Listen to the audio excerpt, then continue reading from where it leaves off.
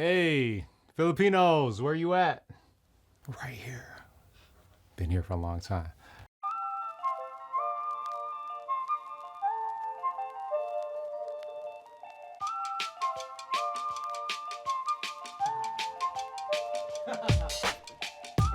Filipino part of Seattle, specifically within the Chinatown International District. Does it still exist? Yeah, some people say it does and that it deserves to be recognized.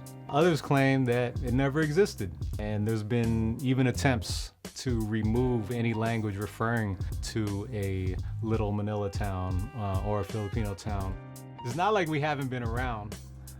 The 1903 Pensionado Act allowed for middle-class Filipinos in the Philippines to come to America to study in American universities. And the UW was actually the place that had the highest enrollment of Filipinos out of any university in the country. The Manong generation. Filipinos coming in as migrant workers, as cheap labor. Filipinos were at the forefront of the labor organizing. They lived just east of Pioneer Square that eventually became the Chinatown International District. If you go to the northwest corner of Hinghey Park, there's an old map. And that map, it's a time capsule of what Chinatown ID was like. There was very much an ecosystem of a Filipino community that was based in the Chinatown International District around the 40s and 50s. The late Uncle Bob was the unofficial mayor of Chinatown for many decades.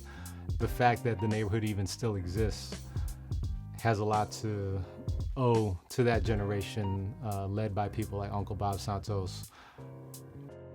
As with many communities, things do change.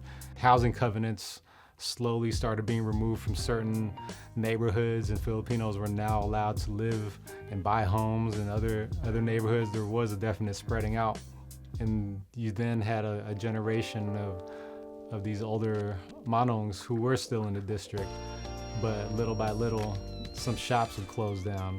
I think about the Massive Monkey studio and how a lot of second and third generation Filipino American kids who are like my age or younger are running that studio. A lot of them have parents or grandparents whose entry point was the Chinatown International District, and now returning back in the form of another generation, doing this current generation's art form for the next generation of dancers. Like, that is so dope to me.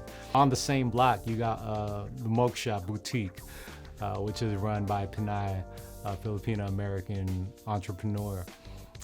And then myself, I'm fortunate, along with my wife Shara, we're gonna be opening the Hood Famous Bake Shop's second location. I think about my kids and their kids, and when they're going around the city, will they be able to say, this is the neighborhood that my community, that my people, that my ancestors were a part of and helped build? Why this matters so much to me is legacy, is that future generations of Filipinos know that they are part of the fabric of this place.